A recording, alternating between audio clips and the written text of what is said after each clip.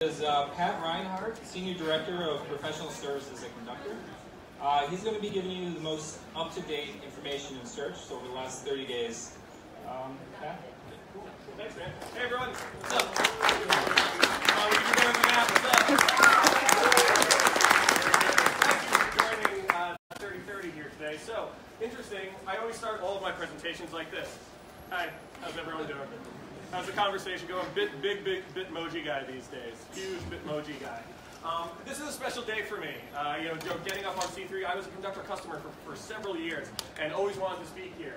And for this, for the webinar in general, this is actually the 30th episode of 3030. So 30, 30, 30, 30, 30. But 30 is actually another significant number to me, and it's because of these folks right here. If you're on the pro services team, please stand up. Please, everyone, give these guys a round of applause. Woo! These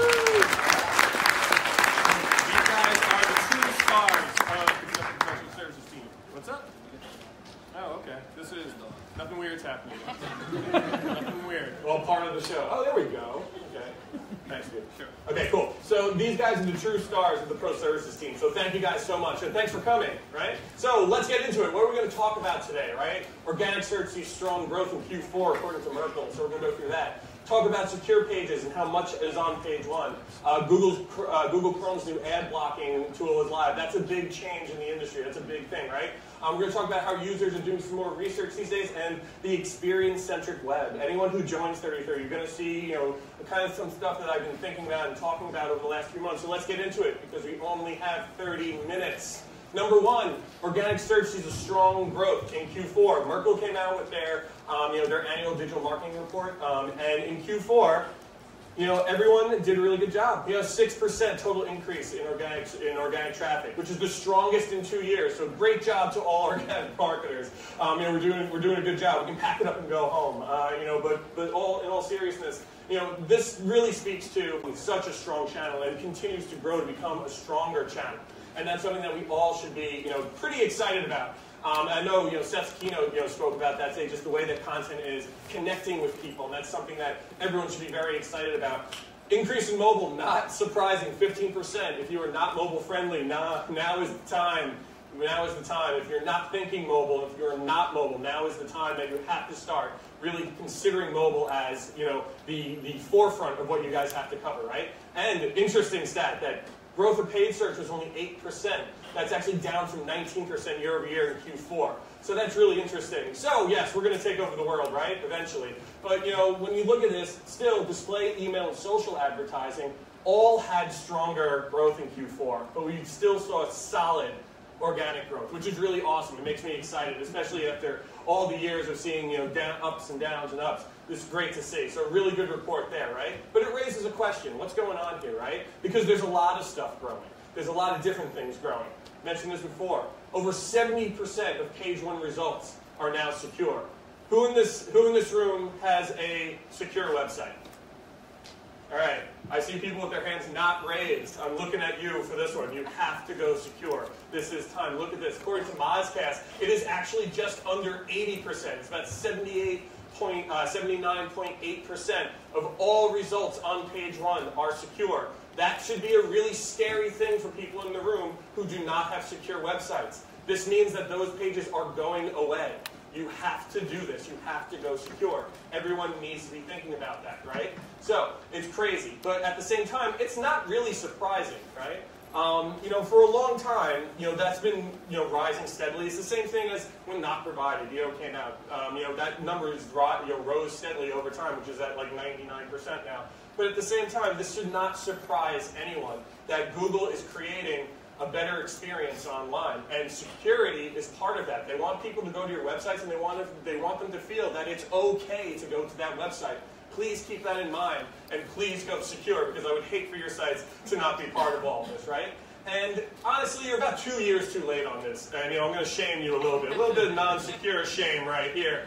So you want to make sure you do this, guys, because this is a long way. This is like I still talk to people who don't really have a mobile experience right now, and this is time. It's starting to become it's starting to become dangerous to not be mobile. It's becoming dangerous not to be secure, right? And again, it's all about how Google is moving towards more quality, better quality, and that's something that everyone should take into account, right? Because users' interest in how they interact with your site is growing, right? And that's not just Google. You know, a lot of people think that, hey, listen, you know, we're doing this because Google wants to interact with our site, have a good experience. It's not just about Google. It's about your users, and users are starting to care more and more about how they interact with your website and what that experience is like. And that's something that we all have to really start thinking about, right? And what does that mean? You know, what does that experience mean? And how are we seeing this shift, right? And it's really, and some people who have seen you know, a couple of my presentations probably have seen a version of this slide, is that people are doing more research. People are caring more about how they're spending their money. They're spending more time on your site. They want to buy from brands that they can trust. And just to highlight some awesome research that our marketing team put together, 65% of consumers feel a brand is trustworthy / positive immediately after they read a piece of educational content from a brand. That's really interesting, right? 65% thinks they're more trustworthy.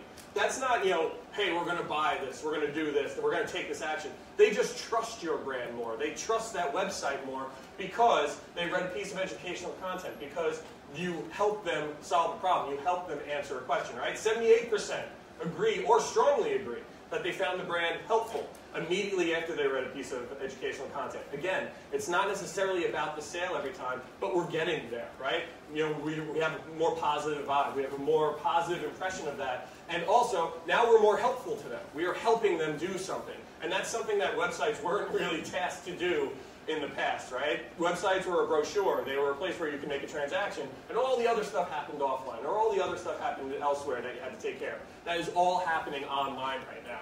And then the big one, of course, if we want to talk about money, when deciding between 4 brands, 83.6% of consumers who read a piece of educational content by a brand chose that brand when prompted to purchase. And that should be something, especially for e-commerce folks in the room, that should be something that should be making an impact on you right now. It's like, holy crap, like almost 84% of, 84% of consumers who read a piece of educational content, something that helped them, actually chose that brand when they were prompted to purchase. So that really makes, that makes you think, like, should I, I really should invest in this. I should be doing more of this. I should be creating more of this content, right? And, the question always comes up, like, what's driving this trend? What is driving this trend? I've had a theory that I've been floating, that I've been talking about, and I think millennials are a big part of this, the younger group of folks. And why is that? Because they're more, they're more cost conscious. They care more about where their money is spent. They believe in causes much more than older generations tend to, right? And they want to make sure that where they spend their hard-earned money, that they're getting something in return, not only from the satisfaction of buying that, but ultimately that they're buying from a brand that is doing something that they believe in, and they're connecting with them. And people are creating these experiences online. And regardless of your age, regardless of all of that, I think that there's this concept that's emerging, which I'm calling the experience-centric web, right? That most people, that a lot of companies are thinking, how do we connect with people on a level through the internet and through our websites that is beyond just a purchase. That is beyond just, hey, listen, I'm gonna do this transactional, I have this very transactional relationship with you. And that's not really how we should be thinking, right? And you heard Seth in Seth's keynote before that it's about solving problems. It's about connecting with people. It's about giving them a good experience, having a conversation with them. You not necessarily always just like, buy something for me, buy something for me, buy something for me. It's like, hey, listen, you have all these other choices out there. I'm going to try to help you through that journey, and I'm going to guide you. And at the end of the day, if you buy from me, great, that's awesome. But if I help you solve your problem, there's something in that for me too, because you may come back later and buy from me at a later point, because I helped you solve that problem and answer that question. It's building trust, right? That's a good experience for people.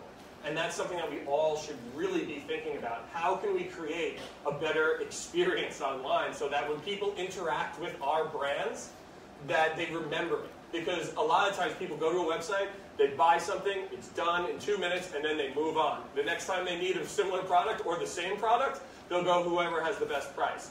But if you give them a good experience and you help them solve that problem, answer that question, they'll come back to you. And that stat from before, almost 84% of people unprompted, that should make an impact with you, because that's something that everyone should really be thinking about, right? So moving into like something that you're seeing like trends in the industry of people trying to make a better experience. What's something that a lot of people really hate online?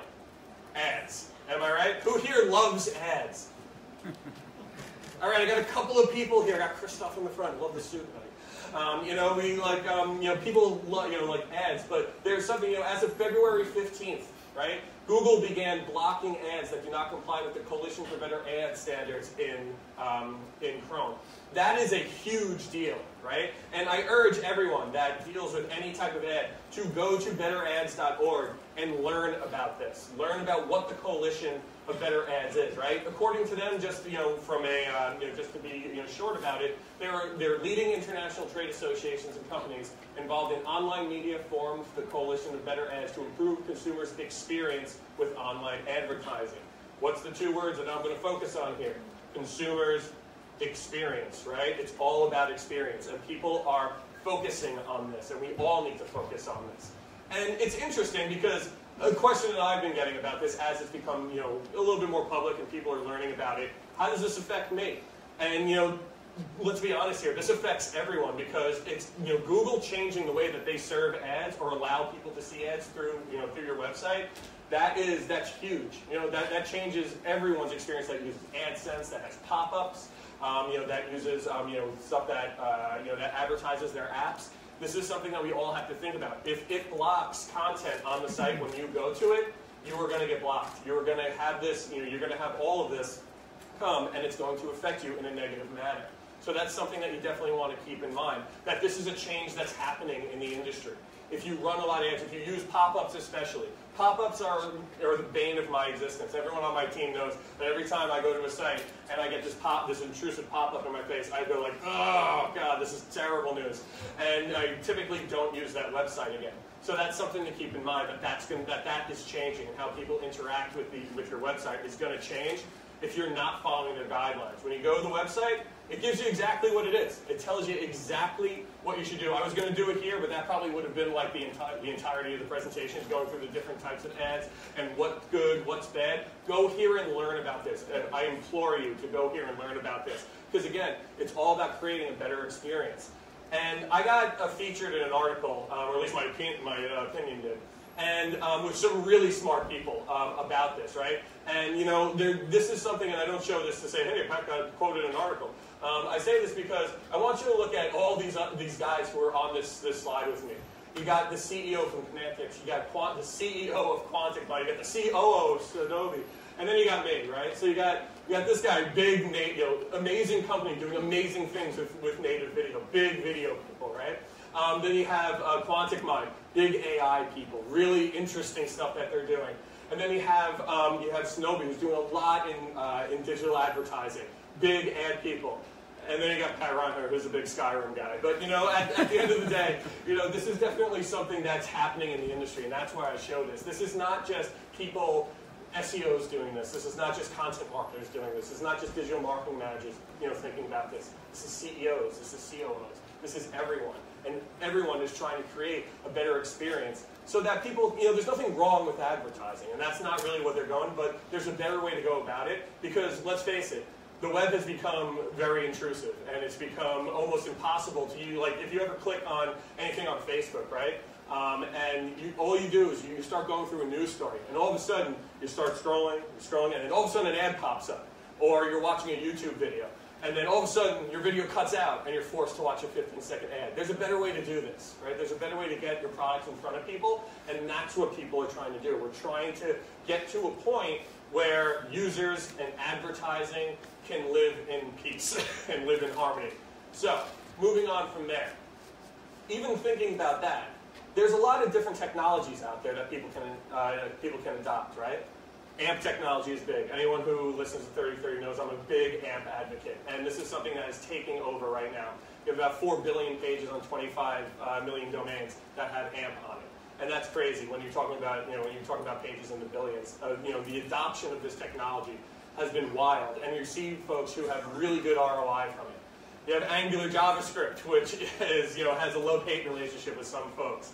I've seen sites tank using this, but I've seen sites do really well from a CRO standpoint doing this, because it's faster. And you have to use pre-render to make it work well with SEO, but at the end of the day, it's a new technology that people are adapting. And then the biggest one that I've seen people really talking about right now is progressive web apps, or PWAs. And these things are really cool. And for anyone who doesn't know, progressive web app is basically an app-like content piece on your website. It's not an app that looks and feels like an app and moves like an app. So my son is obsessed with Pokemon. So I have the Pokédex on my phone, right?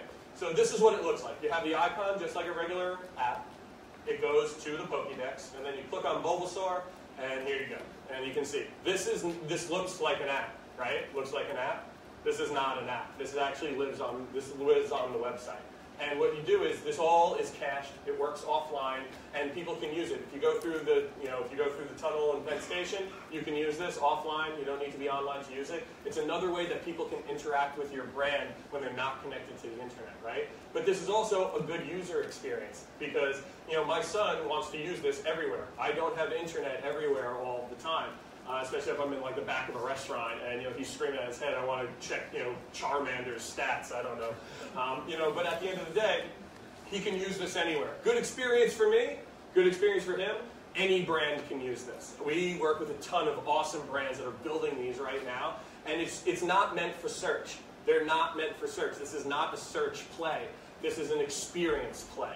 And this is something where you can build a whole different area of your brand and your brand's website and experience and do whatever you want to, and it won't affect SEO. That's not what this is about. And that's something that everyone should consider and think about. Now, is this a day one project if you have a ton of SEO problems? Absolutely not. Go fix it. But this is something that you can do as an add-on and something that you can get in the pipeline. You can do some really cool stuff with this. And that's something to be excited about. New technologies help everyone grow, right? And all of this, again, with the experience change, we're seeing a shift in users' demands, right? There's all different types of content, we all know. And I did my best to not do my typical super wordy and smash together slides. But I'm going to do it here anyway, because whatever. We have dynamically generated content, static content, personalized content, yada yada, and on, right? And users' demand on how that content delivered, that's really what we have to pay attention to.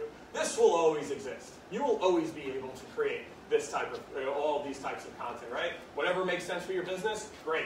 But it's how users are interacting with them that you have to pay attention to. And I think that's something that everyone in search marketing has to think about. That it's not necessarily always about what type of content can I make. Should we make an infographic? Should we make a video? Should we write a blog post? Yada, yada, yada. It's more about how are users in our industry, or at least for our business, how are they interacting with me? How are they interacting with the business? And then build this type of content around this stuff. The main ones, faster. If you have a slow site, who has a really slow site here? I see hands. That's going to start to really kill you in the near future, right? When the mobile first indexing initiative completely rolls out and is done, they're going to move on to speed, and speed is getting more and more important. I know that's not news, but it's something that I feel needs to be reiterated because it's something that is really important. Again, more immersive experiences. Help them make decisions. Help them solve their problems. Another big one for me, which I always love to do, is educate them.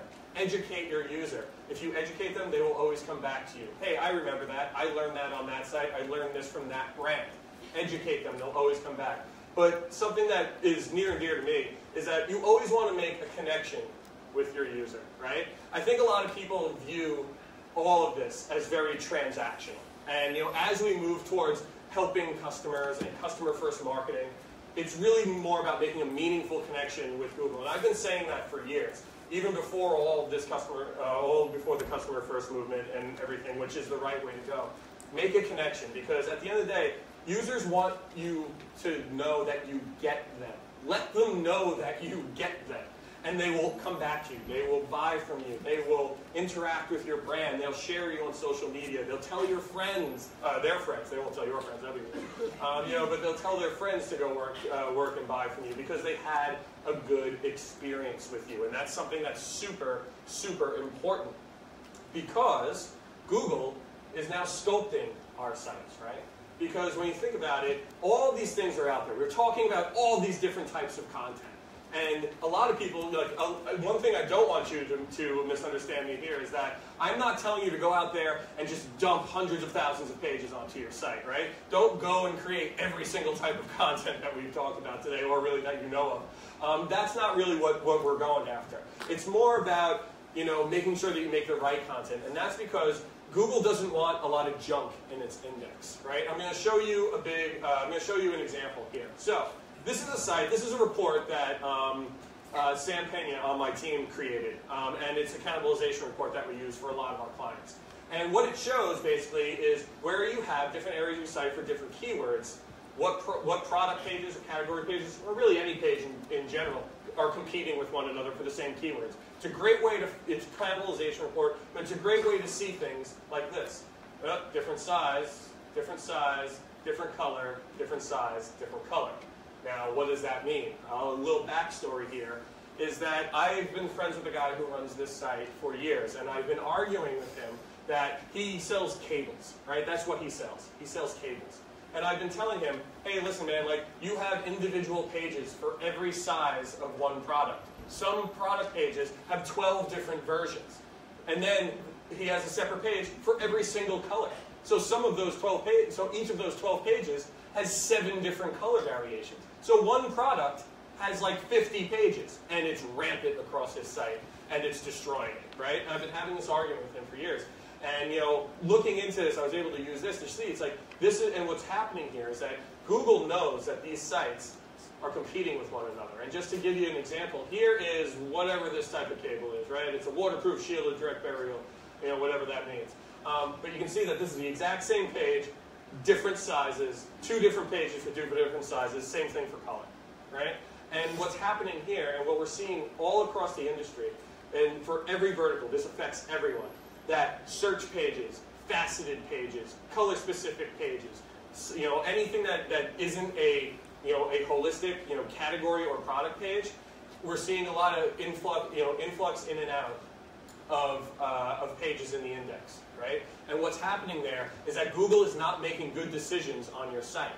And so what that means is that when it finds, if you have a 45,000, you know, URL site, and you have 45 million URLs in the index, that's not going to work out well, because Google's not going to rank any of your content well, because all it's doing is sifting through and siphoning through all of these different pages. And it's just going through, it's like, what do I rank? I don't know what to do. And at the end of the day, all of these pages are just competing with one another, right? And that's really what it is. They're all just competing with one another, and nothing's going to win. That site is never going to do well until he fixes that problem. And I guarantee you, I could stand up on this stage 5 years from now, and he's not going to fix that problem. Don't be stubborn. Fix that problem. You know, another story about this is that, you know, we had a customer that had, you know, again, they had about 48 million URLs in the index, right? And their site is only 60,000 pages, like only 60,000 pages. And we were going through, and they're like, what do you think the problem is? And I'm like, Google is trying to figure out what pages it should index. It's sculpting the site for you, and you should take control of that. And you should say, and you should get rid of all these pages. And we said in phases. We're like, hey, listen, you got 45 million pages. If we cut out these 5 facets, that'll get rid of 15 million of them. Let's see what happens. I enjoy the guy who was running this program, because he was very adventurous. And he just said, no, we're just going to block them all. I was like, oh, okay. And this was not a small company. And I was like, okay, man, listen, if this tanks, this is on you, man. Like, you know, like, I'm just like, I gave you the broad recommendation, but if the site tanks, that's on you. If it does well, it's totally on me. And so, you know, at the end of the day, he did it. He blocked it. Their revenue and their traffic tripled in like 3 weeks. It was amazing. And they went, and right now, if you did a site colon on them, a site operator, see how many pages they have in the index, they have about 62,000 URLs in the index, down from 45 million. And if that doesn't, you know, tell you that this is a thing, that Google wants you to control the indexation of your site and it will reward you, then I failed here today. So, you know, but think about that. If you have a site that has a lot of index bloat, that there's just millions of pages, thousands of pages that shouldn't be there or aren't necessary, main offenders, search pages, browse pages, faceted pages, things of that nature, really look at that. Do they make sense? Would you want to land there if you were buying something? 9 times out of 10, the answer is no. So there's no reason to send your users there. So it's something to think about, and that's something that we've seen rampant across the across the industry. So let's wrap this up with a few sandwich jokes. But really, all joking, something I always say, it's like, wait, someone said something about a Google algorithm update, right? Who here still worries about Google algorithm updates? 1, 2, 3. Okay, that's great, because you shouldn't. Hopefully you guys have been coming to 30/30 and I've gotten this message across, because it's not something that you can do. And I know we see this slide all the time. It's one of my favorite ones. And I always tell people, remember, every algorithm update is a quality update. And if we can figure out what our customers are thinking about, we ultimately can learn what they care about. And we can use Google as a vessel to connect those two ends. And if we all really start thinking that way, and we start thinking, hey, listen, Google is more of a vessel for us to figure out how we can get to our customers' hearts and how we can create content to solve their problems, help them do better, sell more merchandise, whatever it is you do, then you will be wildly successful, right? Not to end on a personal plug, but we do have a podcast that we are doing right now called Search on Tap. If you are in the search industry, which I assume you all are since you're here, we would love to have you on as a guest. Please listen to it. You have it on iTunes and everything like that. It's really fun. We come, have a few drinks, come into the Conductor offices and hang out. Me, Stefan, Jayo, Ralph Durso, and Steve Macchia are the participants, and all are welcome. We'd love to have you on. So let me know if you find me afterwards, and I'd love to have you on. And with that, thank you so much. This has been, as I say every month, this is my favorite part of my job is doing 30/30, spending 30 minutes with you. And I really appreciate you guys all coming out today, especially in the snow. So thank you.